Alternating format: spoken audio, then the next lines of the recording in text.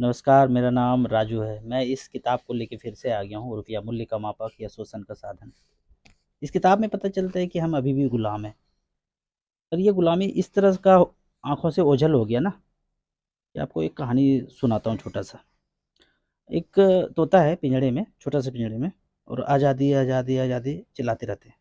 तो एक बार चालबाज़ शिकारी जो है, बड़ा-सा पिंजड़ा 4-5 किलोमीटर के दायरे का पिंजड़ा बना दिया, बड़ा-सा और तोते को निकाल कर के छोड़ दिया। तो अब वो तोते को कभी महसूस नहीं होता है आज़ादी, आज़ादी। और कुछ दिन के बाद 20 किलोमीटर के दायरे का जो है 20-50 किलोमीटर दायरे का बड़ा पिंजरा बनाया जाता है। उसमें तो कभी उनको महसूस ही नहीं होता है और ढोल नगाड़े से 2 बार जो है उनके लाइफ में जंगल में कहीं भी सुनाया जाता है 15 अगस्त को हम आज़ाद हैं, 26 जनवरी ज़िंदाबाद। तो तोते को कभी महसूस ही नहीं होता है। इधर झाँकी निकल रहा है, उधर झाँकी लग निकल रहा है कि हम आज़ाद हैं, बैंड बाजा बारात बन रहा है। आज क्या है 15 अगस्त, 26 जनवरी मनाएँगे, घर-घर झंडा फहराएँगे। तोते को लगा कि अब सब कुछ नॉर्मल है, लेकिन बड़ा-सा जो है पिंजड़ा के अंदर है वो। कुछ ऐसा ही है, एक कहानी से समझते हैं, हम सब समझते हैं ना अपने आप को कि हम आज़ाद हैं। आपसे पूछूँगा हम सब आज़ाद हैं? आप बोलेंगे हाथ खड़ा करके हाँ, हम सब आज़ाद हैं। लेकिन 2 मिनट की कहानी के बाद आप बोलेंगे कि आप हम सब गुलाम हैं, कैसे? हम सब ने एक पिक्चर देखा है बाहुबली। बाहुबली पिक्चर में पार्ट 2 में बाहुबली को देश निकाला कर देता है। जब जाने लगता है बाहुबली तो 10,000 लोग ना उसके हाथ-पाँव पकड़ लेते हैं, बोले आप जहाँ जाएँगे हम वहीं जाएँगे। आप हमारे राजा हैं, कष्ट में रहेंगे तो कष्ट में, अच्छे से रहेंगे तो अच्छे में, आपके साथ रहेंगे। बाबा बोले ठीक है चलो हमारे साथ। जब जाने लगे तो मम्मी पूछती है, "कुछ चाहिए? सोना जवाहर, हीरा मोती कुछ चाहिए?" बोले नहीं देना ही है तो ना 1 ट्रक सादा कागज़ दे दो। सारा सभा हँसने लगा। भल्लाल देव कहता है कि मेरे तरफ से भी 1 ट्रक सादा कागज़ ले जाओ। 2 ट्रक सादा कागज़ लेके पहाड़ पे चले गए जहाँ मिला था। पूरा जंगल-जंगल था चारों तरफ अनंत काल तक जो ना ज़मीन बिखरा पड़ा था जंगल-जंगल, कुछ नहीं। तो 3-4 दिन जो है ऑब्ज़र्व करने लगा बाहुबली कि इधर क्या है, उधर क्या है, कैसे जीवन यापन करेंगे, ऐसे करके चलने लगा। तो देखा 3 दिन में कि लोग ना आम तोड़ के सो रहा है, खा रहा है, सो रहा है, लीची जो भी जंगल में है आम, लीची, जामुन, पपीता खा रहा है, सो रहा है, खा रहा है, सो रहा है, तीनों पहर खा रहे हैं, सो रहे हैं। बाहुबली को लगा कि ये तो पूरा जंगल एक दिन खा के सो जाएगा सारा, बुलाया मीटिंग। सुनो, आज के बाद कोई भी बिना मेरे परमिशन के कुछ भी नहीं जंगल से तोड़ के आएँगे। सबको कुछ ना कुछ इस टापू की समृद्धि के लिए कुछ ना कुछ करना पड़ेगा अपनी मर्ज़ी से, मैं नहीं बताऊँगा, आदेश नहीं दूँगा। जो भी मुझे काम करके इस टापू की समृद्धि के लिए दिखाएँगे, उनको मैं पर्ची साइन करके दूँगा, उसके बाद भरपेट खाना खाओ मनपसंद। सब लोग उसी पल से लगने लगा, कोई रोड बनाने लगा, कोई रिंग रोड बनाने लगा, कुछ समूह जो है अच्छा क्वालिटी का फल जो है संजो करके रखने लगा, दूसरी जगह पे जाके बेचने लगा, छोटे-मोटे गाँव में जाके बेचने लगा और घर बनाने लगा, छप्पर-छावनी करने लगा। मीठा पानी का स्रोत कहीं था, वहाँ से लाने लगा। देखा कि खुदाई किया तो यहाँ पे तो कोयला का भंडार है, यहाँ पे तो एल्युमिनियम का भंडार है, लोहे का भंडार है, ऐसे करके चलने लगा। अब कोई आते-जाते पूछता है 2 बजे रात में, "अरे! क्या कर रहे हो?" बोला, "मैं अपने टापू की समृद्धि के लिए काम कर रहा हूँ।" "अपने लिए नहीं कर रहे हो?" बोले, "अपने लिए कुछ नहीं करना है, जो भी करना है टापू की समृद्धि के लिए करना है।" रास्ते में 4 लोग जा रहे हैं, पेड़ गिरा हुआ था। अरे! पेड़ गिर गया है, चारों पाँचों लोग दिन भर लग करके फिर से पेड़ को संजो करके साफ-सफाई करके लगा दिया। बाहुबली को फ़ोटो खींच के भेज दिया। उस दिन का दिहाड़ी पाँचों लोगों को पर्ची मिल गया, ठीक है? इस तरह से कहीं भी कुरीति दिखता था, कोई बच्चों को पढ़ाने लगा, कोई एंटरटेनमेंट करने लगा, कोई डांस में मज़ा आता तो वही करने लगा, जो मर्ज़ी है वो करने लगा। मतलब सारे लोग अपनी मर्ज़ी से काम करने लगे और जो भी काम करते थे, उनका ऊर्जा व्यय होता था, तो उनको अपने फिर से रिचार्ज करने के लिए बाहुबली पर्ची देते थे, फिर खा के सो जाओ, फिर अगले दिन अपने काम पे चले जाओ। इस तरह से करते-करते 10 साल में वो टापू सोने का चिड़िया हो गया। पता चला भल्लाल देव को, बोला कटप्पा ठिकाने लगाओ इसको। कटप्पा गया, बाहुबली को मार दिया। मारने के बाद बोलता है बंद करो ये बकवास, अपनी मर्ज़ी से काम करूँगा, पर्ची दूँगा, सब बंद करो बकवास। जितना लोहा, जितना चाँदी, जितना सोना, जितना कोयला, जितना एल्युमिनियम जो भी तुम्हारे टापू पे है, हाईवे बनाओ, यहाँ से वहाँ तक हमारे राजमार्ग तक। सबसे ऊपर वाले को 5 लाख मिलेगा, इंजीनियर को, उसके नीचे को 2 लाख, उसके नीचे को 50,000, उसके नीचे को 10,000। सब समृद्धि मेरे राज्य में लेके आओ, सबको काम मिलेगा।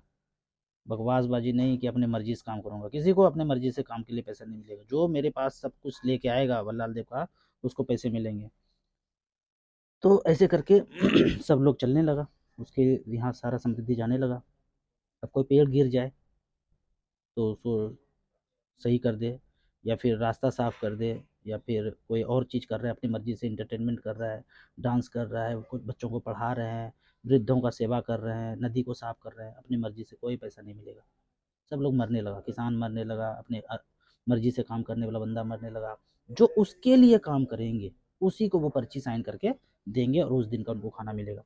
तो अब एक क्वेश्चन है कि पहले वो टापू आज़ाद था कि अब आज़ाद है?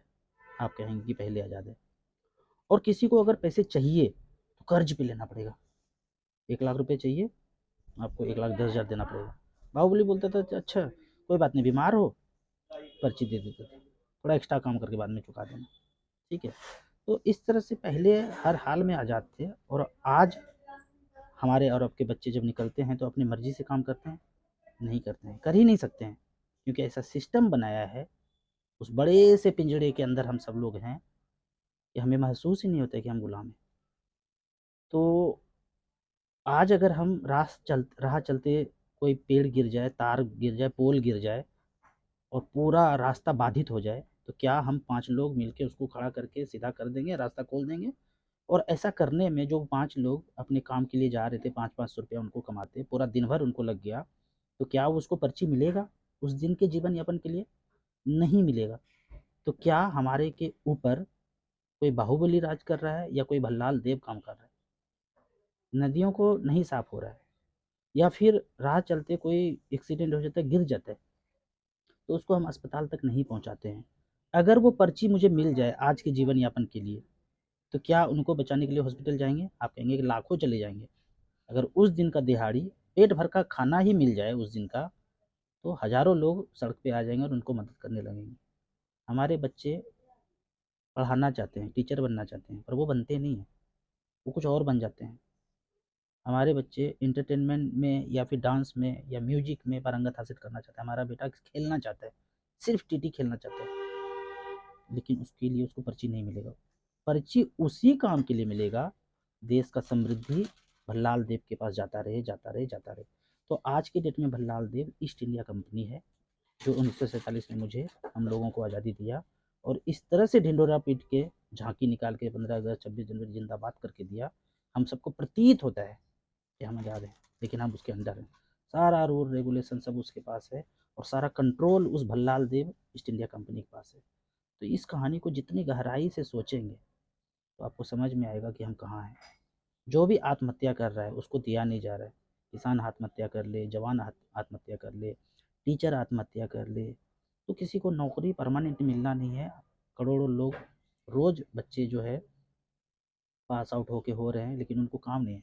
काम तो हज़ार है ना, रोड को बनाना है, रोड को क्लीन करना है, या फिर कपड़े का बुनाई करना है, सब कुछ बाहर से आता है आज देश में। चीन से सारा चीज़ आता है, लोहा यहाँ से जाता है और सारा चीज़ बन के वहाँ से आता है। तो ऐसा करके सेटिंग किया है सब कुछ। जो लोहा, जो कोयला, जो एल्युमिनियम 1 रुपया टन जाता है भल्लाल देव के पास, 1 रुपया टन, वो सारा बाहर जाता है, चाइना जाता है या दूसरे कंट्री में जाता है, और वहाँ से बन के जब वापस आता है तो 200 रुपया किलो, 300 रुपये किलो, इस हिसाब से, या फिर मूर्ति के हिसाब से तो उसका कोई दाम ही नहीं है, इस तरह से वापस आता है। तो इस किताब में सारा चीज़ है मेंशन, मूल्य का मापक, शोषण का साधन। वो जो पिंजड़ा है ना, हम लोग कुछ ऐसे लोग हुए ना जो दूर से बाज को पिंजड़ा दिख रहा है, अंदर जो फंसे पड़े हैं पंछी उनको तो पता नहीं चलेगा, लेकिन जो बाज दूर से उड़ान भर रहा है उनको पता चलता है। कुछ देवेंद्र भल्लारा सर ऐसे लोग हैं, डॉक्टर विश्वरूप सर ऐसे लोग हैं, राजीव दीक्षित जी लोग ऐसे लोग हुए जो उनको पता चल रहा है कि सब पिंजड़े के अंदर है। आपको वीडियो अच्छा लगता है तो व्हाट्सएप यूनिवर्सिटी में दोस्तों के बीच जरूर शेयर करें। यूट्यूब पे देख रहे हैं तो लाइक एंड शेयर जरूर करें। और एक चीज़ बोलना चाहूँगा, इस तरह के वीडियो डाउनलोड करके रख लीजिएगा, क्योंकि कभी भी उड़ेगा चैनल, वीडियो वगैरह सब कुछ जाएगा। डाउनलोड करके रख लीजिए और किताब को ज़रूर मंगाइए। किताब का लिंक है, इसमें जाके आप इस किताब को ऑर्डर कर सकते हैं। धीरे धीरे पढ़ करके धीरे धीरे जागरूक होंगे। वो हमारे पास हम पे जो है ना भल्लाल देव 600 साल से राज कर रहा है eastindia.com। हमें अगर ये करने में 20 साल, 30 साल, 50 साल भी लग जाए तो क्या दिक्कत है? हम वो काम कर रहे हैं कि हम उस पिंजड़े से अपने बच्चे को निकालना चाहते हैं, अपने पोता-पोती को निकालना चाहते हैं। ऐसा करने में पूरा जीवन चला जाए तो कोई दिक्कत नहीं है। हमारी वाइफ़ बोलती है, "क्या ज़रूरत है आपको ये सब करने का? अपना अच्छा खासा सुखमय ज़िंदगी जी रहे हैं।" लेकिन जब सच पता चलता है ना, नहीं रह सकते। आप कहेंगे कि ऐसा करके हम क्या करेंगे? फ़ायदा क्या होगा? आपको कुछ नहीं करना है, सिर्फ़ जानना है। सत्य जानने से असत्य धराशायी हो जाता है। Thank you so much.